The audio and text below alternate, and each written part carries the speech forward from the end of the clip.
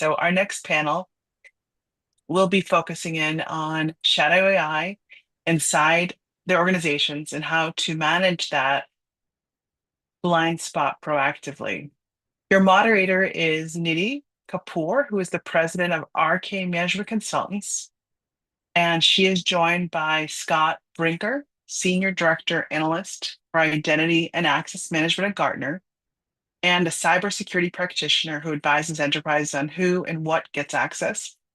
Manny Singh, a Chief Information Security Officer whose career is centered on security operations, incident response, and digital identity. He brings a security lens to where shadow AI actually enters, which is very valuable perspective. And Shyam Kumar, our founder and CEO of CloudNuro, who is our host for today. Nidhi, the room is yours.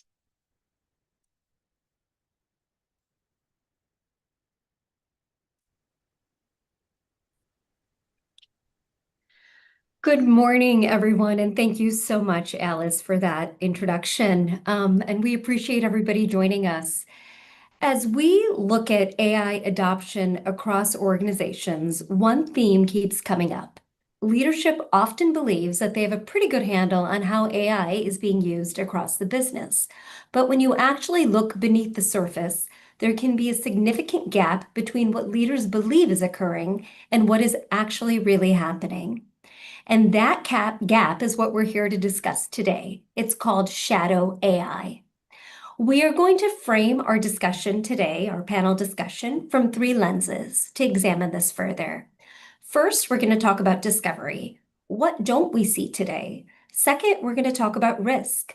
What can that invisible usage mean for the organization beyond just the cost of it? And what does the cost actually look like beyond the obvious? And lastly, we're going to talk about control. How does one govern AI responsibly without becoming the department or the leader that simply always says no? With that being said, Shyam, I'd love to actually start with you because CloudNuro has a very unique perspective across a number of organizations. When companies first start looking closely at this, how different is reality from what they thought they knew? Thank you, Nidhi. Thank you for asking a wonderful question. And first of all, there was a recent survey published by Netscope.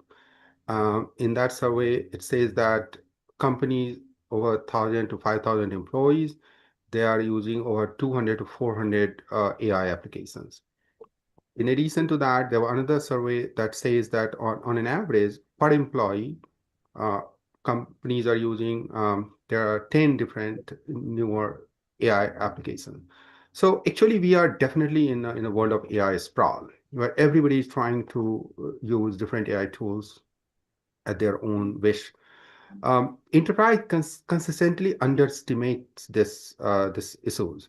When we CloudNuro with our platform Agent Neuro, we run this AI discovery. Consistently, we find that the number of AI apps used by the enterprise are 3 to 5x than what they reported to us. So every time when we bring this to our customer, there's element of surprise. And the element of surprise is because I think the fundamental problem is that the shadow AI is being thought differently by different people, different companies. Many times, shadow AI is being misunderstood with shadow IT or shadow app, which is totally too different. When you operate within a perimeter and then you have shadow IT, the risk is very small. This is one IT asset sitting idle, you can manage. Likewise, if you have shadow SaaS, you have a specific functions that you can do, risk is very low.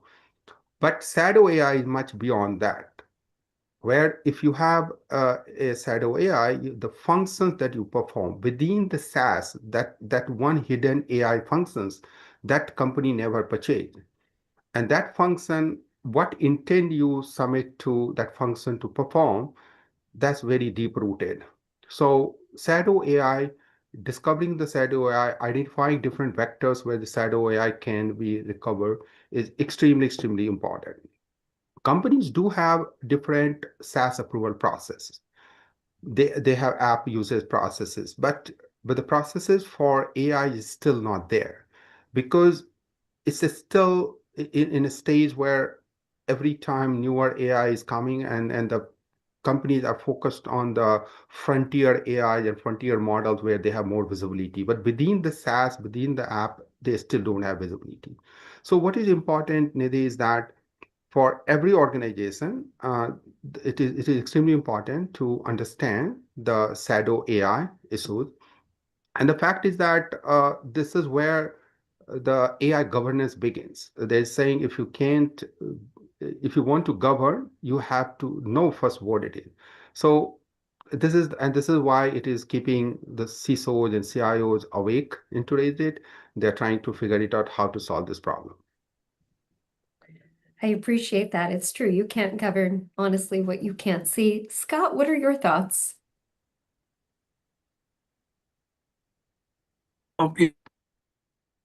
Active, working.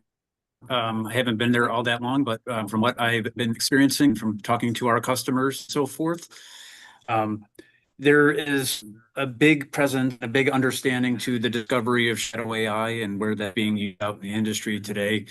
I can tell you statistically, there are a few things to consider on that.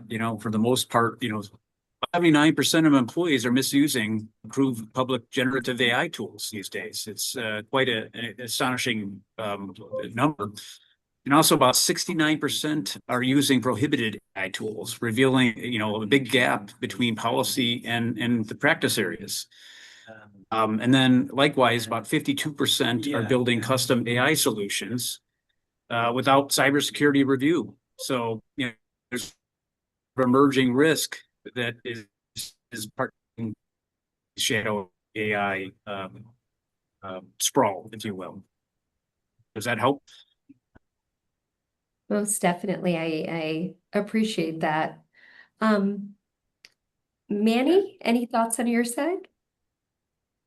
Well, I would echo what Shyam and Scott have been talking about. When we started our journey as an enterprise trying to get our hands around what is the usage of AI, period, in the organization, we went to the standard tool set at the time, which is really, well, first of all, AI was being used through the browser, right? So most folks were going to ChatGPT, Claude, Gemini. And when we started to do an inventory of, well, how many can there really be? We thought, hey, 10, 12 tools, right? When we did a quick assessment, and in fact, I did one this morning just to see what the count is, just via a direct browser, we're hitting over 500 different AI tools today, right? So obviously there's the chat GPTs and the Geminis of the world, but on the other end of the spectrum, there's, Git, which, I'm sure we've all heard of, but there's things like Chatbase or Solo AI or AI tools that are just there for image creation that we just never envisioned in our initial searches. And that's just from the browser, right? So there's so many other ways that individuals and organizations can integrate into AI tooling that we probably have only scratched the surface, right? Because again, the capabilities we have today simply look at, are you going to a website that is chatgpt.com or gemini.google.com? There's so many other ways to get to AI technology or shadow AI, as we're talking about, that we probably are not fully beginning to understand really what the use case is for the organization. That makes a lot of sense. I think there's a lot more exploration sometimes that needs to happen from the ground up there. As we talk about the real risk that goes beyond the cost, right? Manny, I actually want to bring you back in here because your environment is obviously very different than maybe that of some of the other folks on the panel. And when you are dealing with critical infrastructure and operations, does the shadow AI conversation fundamentally change at all? Or are the risks that, Shyam and Scott had somewhat described really universal, with the consequence simply becoming much greater kind of in your world? So I think from a technology perspective, they're absolutely right, and I think they've covered the core of the risk areas. What What I would add, though, is there are additional risks that are being generated by AI. I have a little bit of a background on the legal side and compliance side. And so through that lens, there are things around copyright, right? Or IP exposure for training data, or for the large language model that may drift, right? So today, if you ask a question, 2 + 2 may be 4. Tomorrow, it may be 5. And that large language model has shifted, and you may or may not know about it. And so it creates a question around what's the liability to the organization, even to the extent that we've seen AI capability that's rolled out to validate product. And so the question becomes, if the AI is what validated the design of a product, if there is a safety issue, who's responsible, right? So in my past, we worked with fire suppression systems. So if there is a fault in the design of a suppression system that the AI was supposed to catch, let's say through a vision analysis, and it didn't catch it for whatever reason, where's the liability sit? And so those kinds of questions, I think, are going to become more and more to the fore, while we, I think, are beginning to understand at least the technology and the standard components around how do we manage it from an incident response or data privacy or security. I think those other areas will very quickly become much more critical. I wanted to ask more maybe about the financial piece. Is that kind of the least of your worries as you're looking at everything in terms of licensing overage? What are your thoughts kind of about that piece? Well, it's interesting because that model, the financial piece, is changing and evolving very quickly, right? So one of the things that we are trying to understand, exactly to your point, is like any business, we need to be able to see the return on this investment, and the licensing model, especially those that are token based, make it very unpredictable, right? So I can't come up with an ROI analysis because we don't know how much AI will have to consume to answer the business question, or as I heard earlier, work towards the future. We don't know what that future needs to look like. And so therefore we can't quickly assess the cost to get there. And because the financial models, even from the suppliers, right, the Microsofts, the ChatGPTs, et cetera, are evolving, right? Right. It seems to be changing on a day-by-day basis. And so it's obviously an important factor.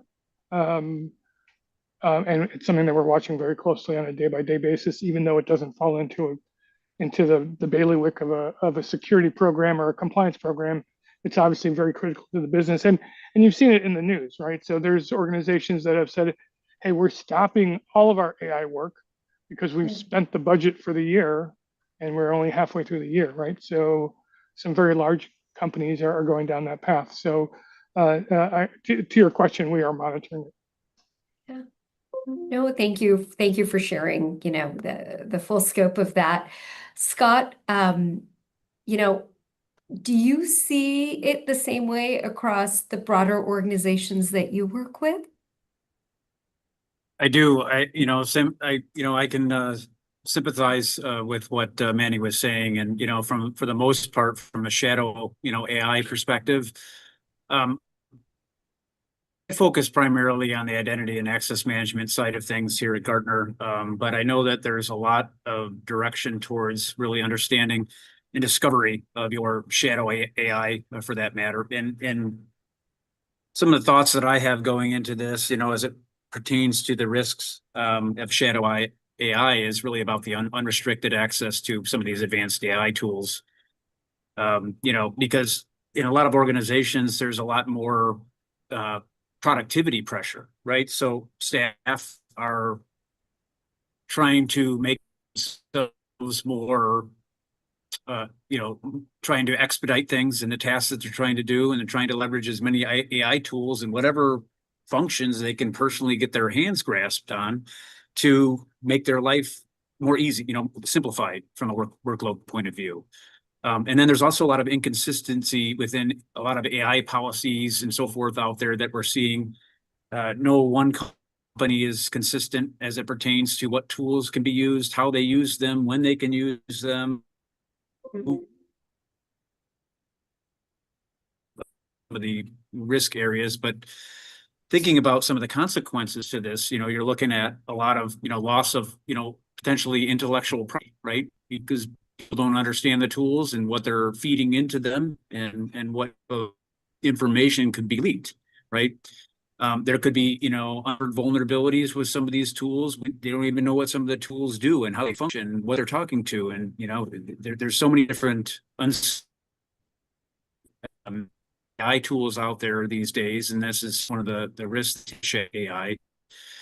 And I think Manny alluded to, some of the legal compliance and, potential reputational risks of using shadow AI too, based on, some of the data leakage and so forth that occur. So that's kind of my point of view. I deal with a lot of, as I mentioned, identity and access management tools, so forth, and that's kind of my main coverage area. And then from that point of view, using AI tools and a lot of the access management tools today have built-in services that are designed to help organizations discover some of these shadow AI use cases. And also these tools are using AI intelligence to basically mature, identity threat detection and so forth, and basically conduct audits within their identity and access management tools and so forth. There's a lot of other use cases too, but I'm shooting out a couple of different things that there's good things and bad things to the usage of AI, but shadow AI is definitely a concern as it relates to all the causes and the potential consequences that I mentioned earlier. So definitely see that. Yeah, I appreciate you sharing your perspective. Shyam, what are your thoughts? Now, Nidhi, you also come from a security background. You own a cybersecurity company, and the one thing you may have seen that mostly the cybersecurity leaders, they are a little bit okay with, they expect that some security risk, they're okay with some of these tools being used, but the biggest problem is the 2-3 levels above. Like when you talk about the compliance, you talk about the auditing, and that fear of that unknown, who is sharing what, is the biggest problem. This is the data, the element of data that you can put a DLP tool and you can manage, you can prevent certain PII or some other information that you prevent for sharing. But intent, you cannot prevent, right? Intent, what people can put it into the prompt, that you can prevent. So this topic is really being built. All the shadow AI problem is not yet to be solved, but again, the risk that it brings as a collective risk that the shadow AI brings is tremendous. But then again, the technologies are being built, like our Agent Neuro platform is one of them that's helping organization to bring everything together and proactively able to eliminate some of these risks. That's helpful. So thank you for sharing that. Manny, just kind of coming back to you, does the risk conversation change fundamentally in your world? Critical infrastructure, public safety adjacent versus what maybe, some of the others have shared? I know you have said it's somewhat universal, but would love if you could just expand a little bit more on that. Well, I think the risk in my mind has historically been measured very linearly. In other words, you do the assessment of what's the exposure and what's the gap, and you try to assess on the gap components. Are we mitigating the risk? Are we accepting the risk, et cetera? What I'm finding with AI is that linear thinking does not necessarily apply, because those gaps can come from so many different areas that it's difficult to clearly delineate what is a risk that we are willing to accept outside the standard, financial risk, reputation, et cetera. There is long-term impact that could come to the organization or to the business as a whole that we just don't know about. I talk about the language model drift. How do you measure that? How do you know when that's going to happen? What is the impact of the organization? It can vary. those kinds of things are a little bit more difficult. And because we are safety adjacent, and because I think one of the statistics somebody mentioned earlier, 57% plus of AI usage is on consumer AI product that an employee then takes the output and brings it into the office. So the question becomes, which AI model did they use? Did that AI model have bias in the system? Yeah. How do we know that they brought that information in? Because it's in effect a trusted advisor that we have no visibility into if they're using it at home or through a consumer AI tool. And then and how do I assess that, right? So those kinds of things I think are part of what keep me up at night. And it's not just because of the industry we're in, but I see that as a large scale problem that we are going to, as a industry, have to figure out how to solve for. That's fair. As we move our topic, from visibility more to control, um, I'm curious as you look at what you've done within the organization, right? And I'm sure there's maybe some OCM that's a part of it, right? And a number of other things. But what is it that you have done or you believe needs to be done to get the right visibility in place for an organization to kind of overcome this?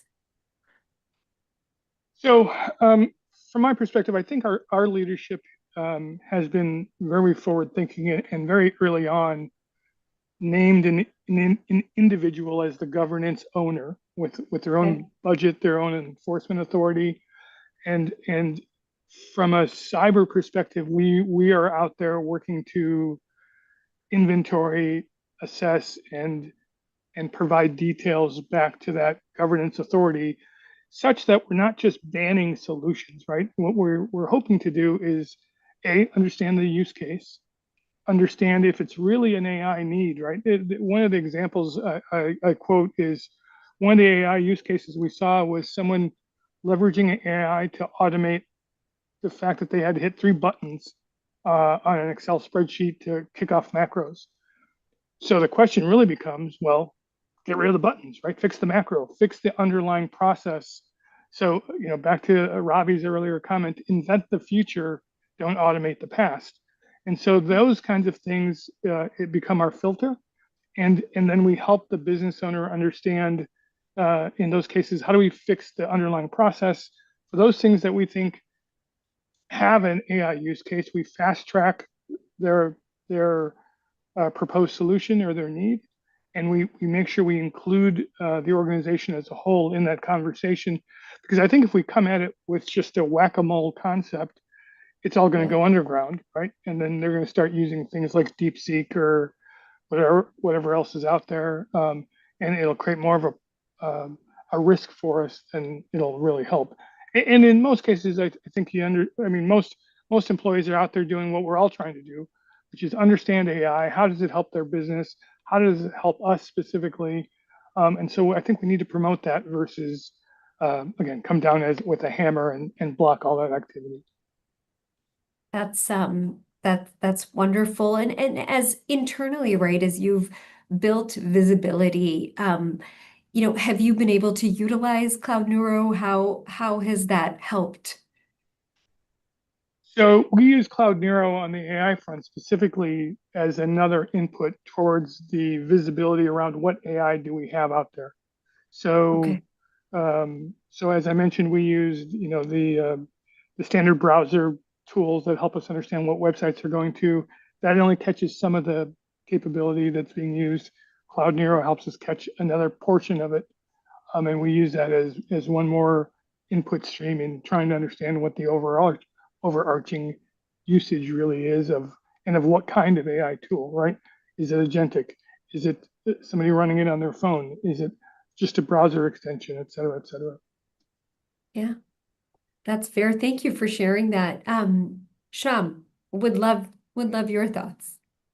Yeah, so Nidhi, so there are 3 things very important. Number one, one has to start with autonomous discovery, so continuous discovery of AI. Like it should not be a point discovery; it should continuous discovery. The second is policy enforcement. every organization should have or must have some policy and how you enforce. But the third and even most critical is that guardrails. The guardrails should be built not to deter some usage of AI, but how to bring shadow AI to the real mainstream AI, because that's the creativity. So this is a continuous process. Again, as the AI evolves, our discovery will evolve. But with Agent Neuro platform, we are continuous building and training ourselves, and we are getting there. Thank you for sharing. We want to make this panel discussion something very practical before we close today. And I want to ask each of you for one thing. If someone listening today goes back to work, tomorrow morning or Monday morning and wants to do one thing differently when it comes to shadow AI, what do you feel it should be? And I would love, Manny, if you don't mind, to please start with you. I love the comment Robbie made earlier around don't automate the past. So I would ask people to look through the lens of what are you really using AI for? Is it to attempt to automate the past processes? And if so, is there not alternatives, right? There's robotic automation tools, there's redesign the process itself, et cetera. And instead focus on where can AI really solve problems, or as I think someone mentioned earlier, invent the future, right? That's what the use case should be. So if you think of it through that lens, it hopefully will help bring about a change in the usage and help organizations move forward in terms of where and how they leverage the AI technologies. Thank you for sharing. Scott, what is your one thing to do Monday morning? Yeah, I mean, there's been a lot of great comments here, and I think some of the comments that Shyam made and Manny made, are really significant. And for the most part, it's really about discovering what you have, what people are using, enforce the policies that you need to against once you identify the shadow AI, and then finally, just with one note here, it's just about with the rapid AI innovation these days, make sure that it does not outpace your defensive posture against, the AI, the shadow AI involvement. So just keep that in mind going forward. Thank you. And Shyam? One of the biggest problem right now still in AI space is the accountability. Who is accountable for AI uses? And this is a huge gap. Until the gap is filled, my recommendation to everyone going to office is create a list of AI tools that you use, put in the use cases, and share across your team. So at least right now, until the accountability is established, let's have a collective accountability and prevent the misuse of AI. Thank you for sharing. As we wrap up, I think it would be important for all of us to kind of look ahead to be able to give our audience that perspective. What do each of you feel is a shadow AI risk or blind spot that you think organizations are not talking enough about today, but will definitely be talking about a year from now? Manny, would love to start with you. I think it's really around legal liability and who owns that going forward in the AI world. Fair. Scott, what about you? From my point of view, it's much more what data is being leaked within the shadow AI realm, and just educating staff members about the importance of understanding how to protect that sensitive information or that intellectual property. I think that is a huge takeaway. I appreciate that. And Shyam? Accountability, Nidhi. Accountability of AI is not being established. It's a growing problem, and soon that has to be established before it outgrows to the problem. So accountability, AI Great. accountability. Thank you all so much. I definitely think we covered a tremendous amount today. And really, there's three things that I hope everyone is taking away from today's conversation. First being discovery. You simply can't govern what you can't see. Second being risk, because the real exposure goes well beyond licensing costs and gets into data, security, compliance, and ultimately trust. And lastly, control, which, as we've heard today, doesn't mean shutting AI down. It means creating the proper guardrails, allowing people within your organization to use it safely and responsibly. As we all know, shadow AI is not something that is going away. If anything, it may continue to become harder to distinguish from the technology internal folks are utilizing every day. This means this can't be treated as a one-time exercise. Visibility, governance have to become ongoing disciplines. Shyam, Scott, Manny, thank you all so much for your time. I really appreciate your perspectives and your candor, and I think this conversation is incredibly relevant for organizations right now. We appreciate you all joining us. Thank you. Thank you. Take care. Thank you. Thank you. Thank you, everyone.